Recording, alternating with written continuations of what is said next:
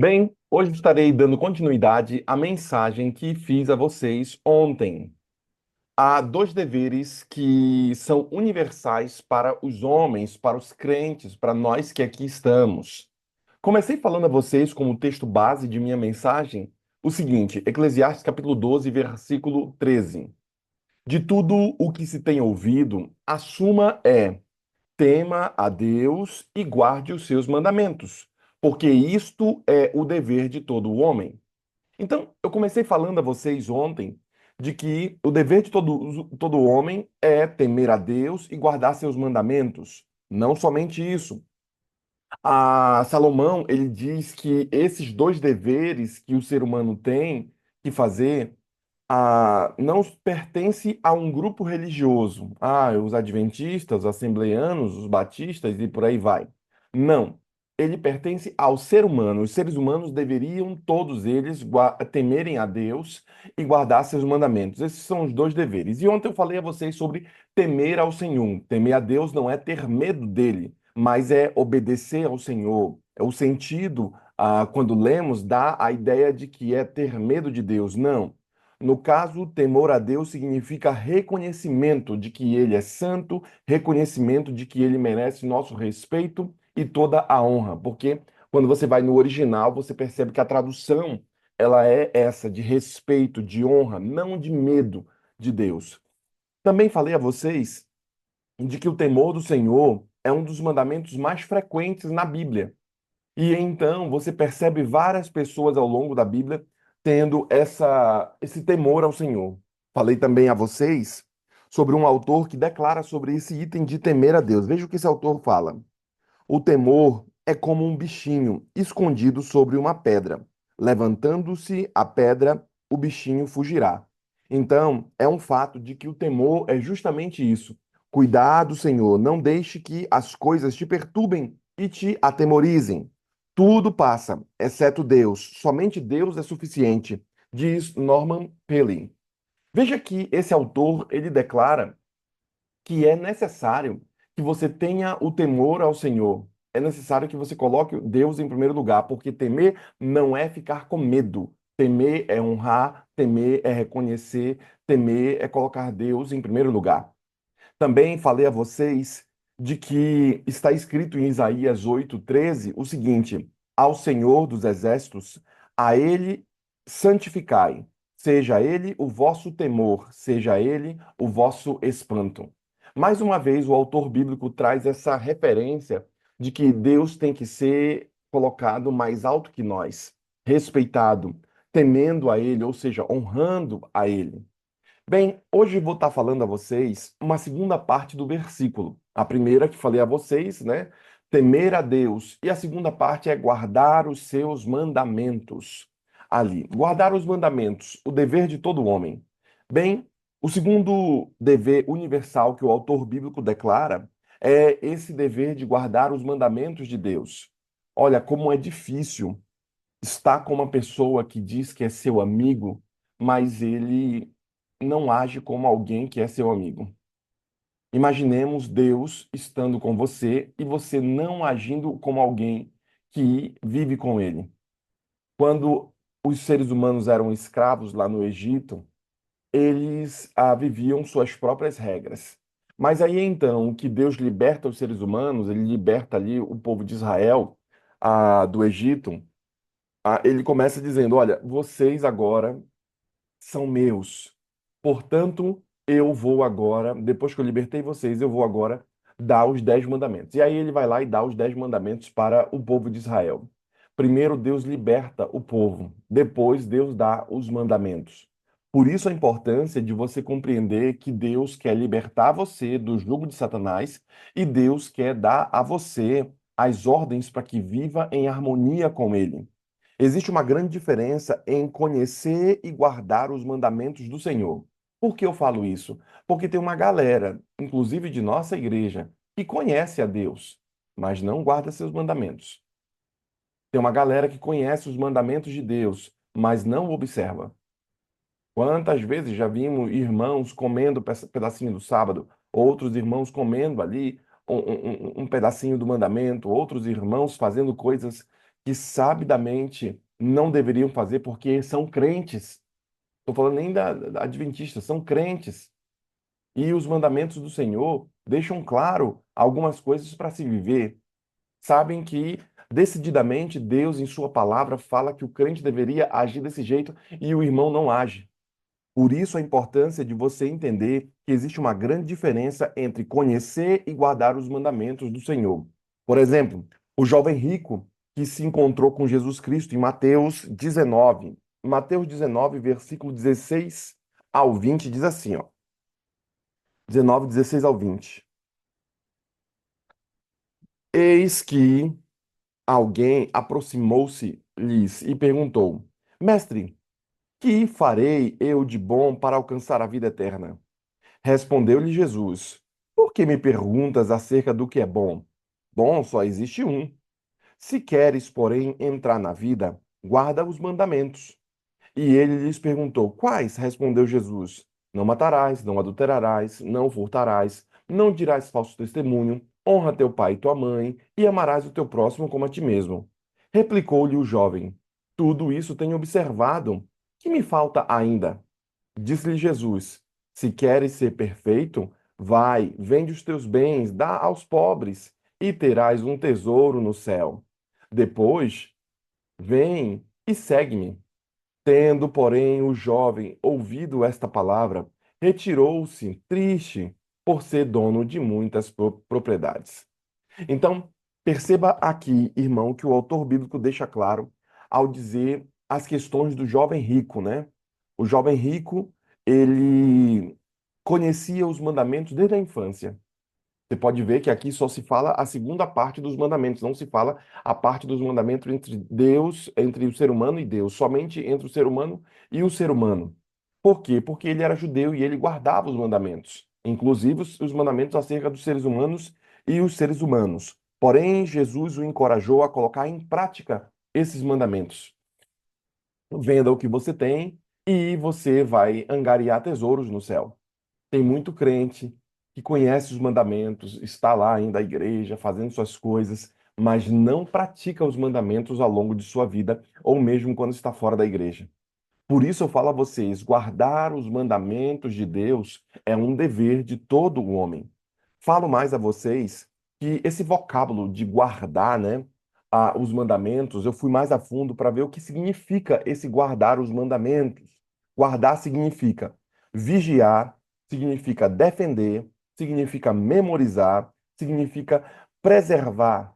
Então, quando a Bíblia diz guardar os mandamentos, quando você vai no original, em grego, você percebe que o guardar, ele é fazer uma vigia, ele é também defender, ele é memorizar, ele é preservar. Portanto, guardar os mandamentos de Deus implica em obedecer e conservar em nosso coração esse mandamento.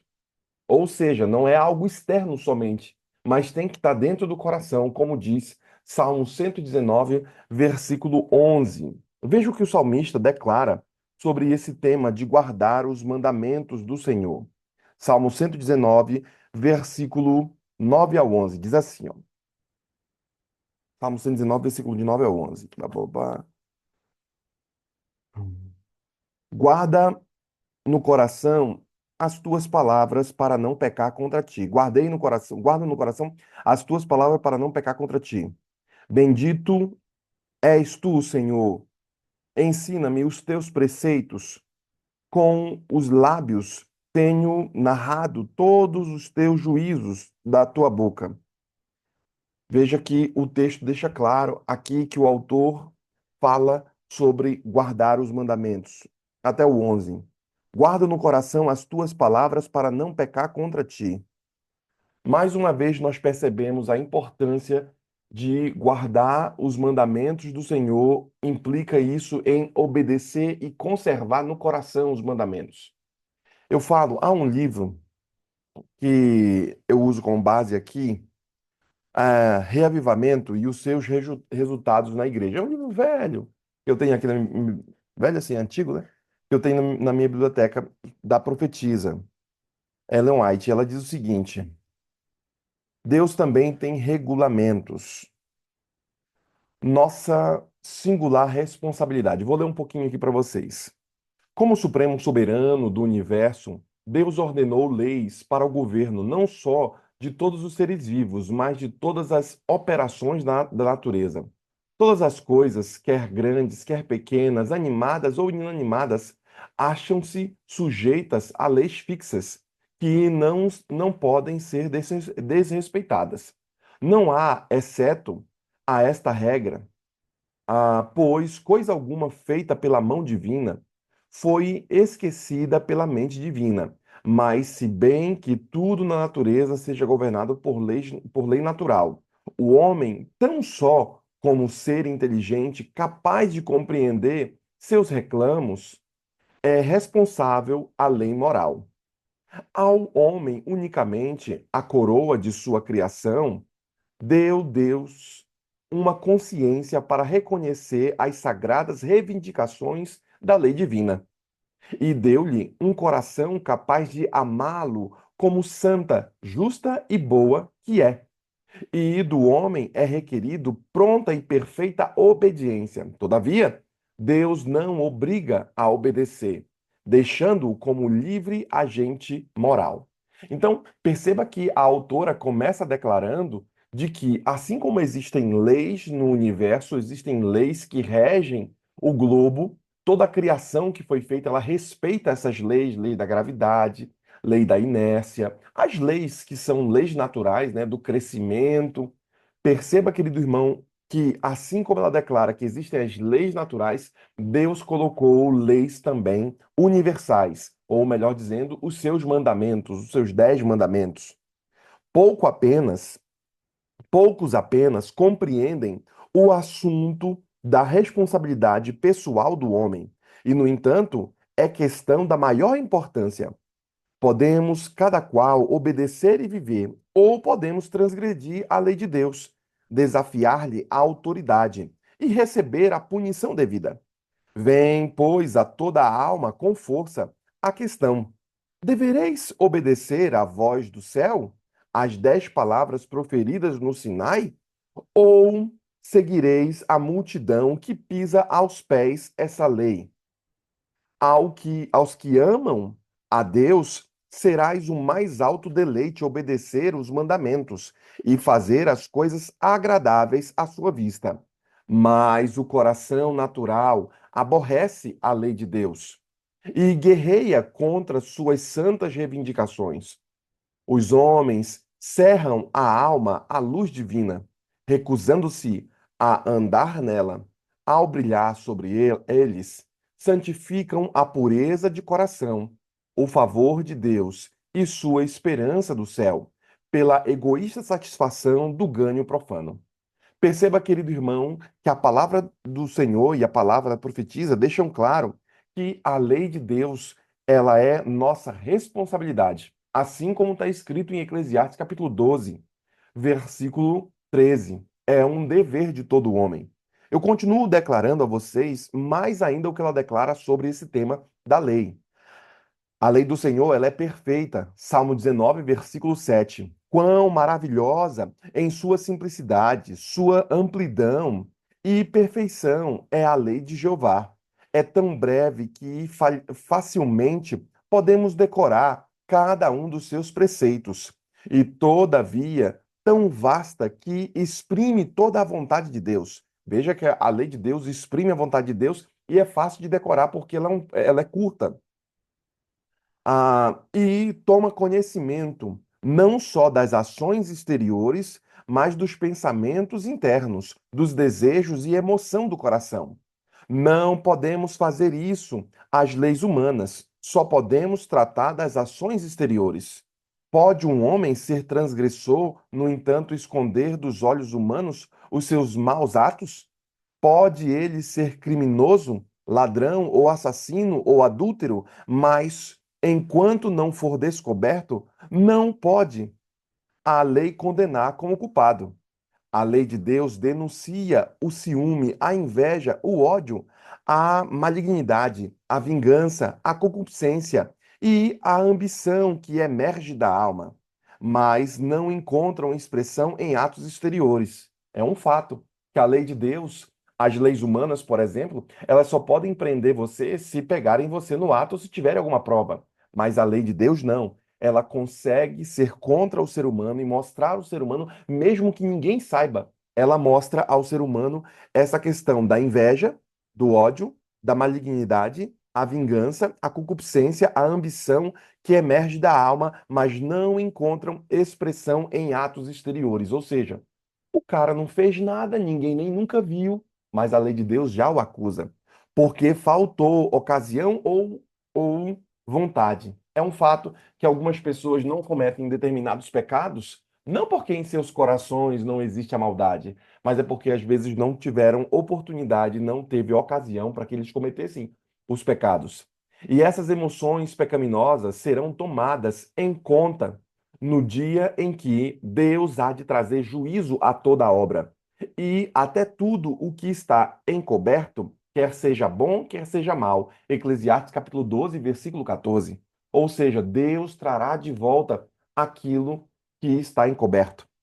Mas, amigos, por que eu estou tratando sobre esse tema e por que eu li aqui o que a profetisa deixa claro acerca desse versículo, né, desse assunto aqui da última parte do versículo?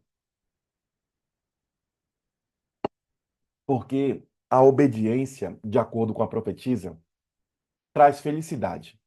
Como é que eu faço, pastor, para ser feliz, pastor? Como é que eu faço, pastor, para ter a felicidade que eu tanto almejo? Como é que eu faço, pastor, para ter felicidade no meu lar, na minha vida? Como é que eu faço? A autora continua declarando que a felicidade, ela traz a obediência traz felicidade. Quando você anda em harmonia com o Senhor, quando você anda na mesma frequência que Deus, quando você anda em comunidade com o Senhor, você começa a ser mais feliz, mesmo que as coisas humanas e físicas não estejam contigo. Como é que ela declara isso? A lei de Deus é simples, pessoal. Ela é fácil de se compreender. Há homens que se gabam orgulhosamente de só crer naquilo que compreendem, esquecidos de que há mistérios na vida humana e na manifestação do poder de Deus na obra da natureza. Mistérios que são mais profundos do que a filosofia. As mais extensas pesquisas. Lembrem-se que o autor bíblico diz que a glória de Deus é o quê? Encobrir as coisas. Qual é a glória do homem? Descobrir as coisas. Essa é a glória do homem. Muitos são incapazes de explicar sobre isso. Mas não existe mistério na lei de Deus. Todos podem compreender as grandes verdades que a ela encerra. O intelecto mais débil pode aprender essas regras. O mais ignorante pode reger a vida e formar o caráter de acordo com a norma divina. Seus filhos, filhos dos homens, segundo o melhor de sua amabilidade, obedecem a essa lei. Adquiriram força mental e poder de discernimento para compreender ainda mais os propósitos e planos de Deus. Perceba que a autora declara aqui, amigos, que aqueles que guardam a lei, que obedecem a essa lei, vão adquirir o quê? Olha o que ela diz que você vai adquirir: força mental e poder de discernimento para compreender ainda mais o propósito de Deus. Será que você não já se fez uma pergunta? Deus, qual é o seu propósito para mim? Deus, o que que o Senhor quer que eu faça?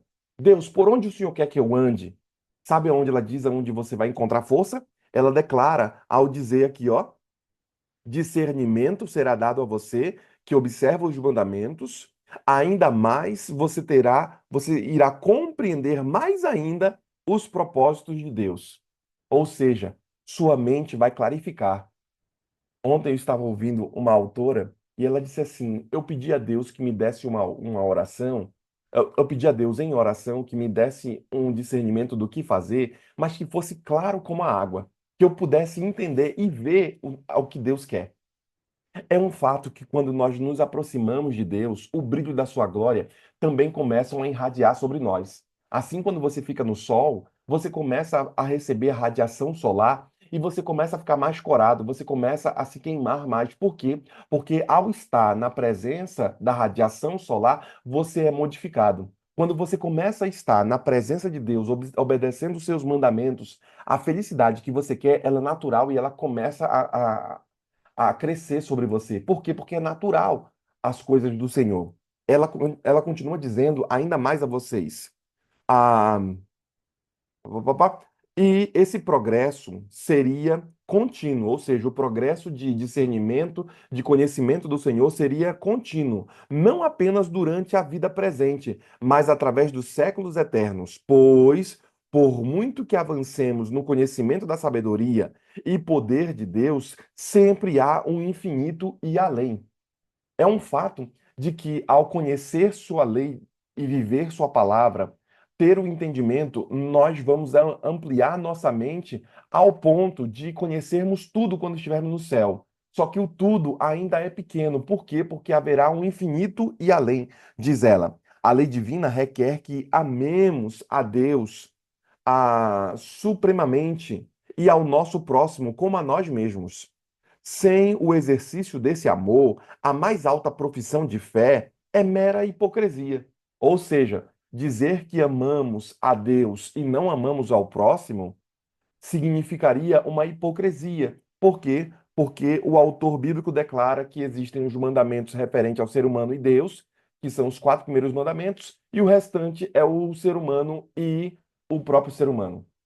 Então, a importância de você compreender o que a autora declara. Eu concluo aqui ao dizer a você: é necessário a obediência à lei, não só para a nossa salvação, mas para a felicidade e de todos aqueles com quem nos relacionamos. Ou seja, obedecer o mandamento trará felicidade a todos aqueles com quem nós nos relacionamos. Olha só. Muita paz têm os que amam a tua lei, e para eles não há tropeço. Salmo 119, versículo 165. Diz a palavra inspirada. Ou seja, todos os homens finitos apresentam ao povo essa lei santa, justa e boa. Essa lei da liberdade que o próprio Criador adaptou às necessidades humanas, como um jugo de servidão, julgo que homem algum é capaz de suportar. E, porém, o pecador que considera a lei como jugo penoso é o transgressor que não vê beleza nos seus preceitos, pois a mente carnal não se sujeita à lei de Deus, nem em verdade o pode ser. Romanos capítulo 8, versículo 7. Não só há coisas que praticamos. Então, vou parar por aqui. Ela deixa claro que a mente carnal não vai se interessar muito por isso aqui.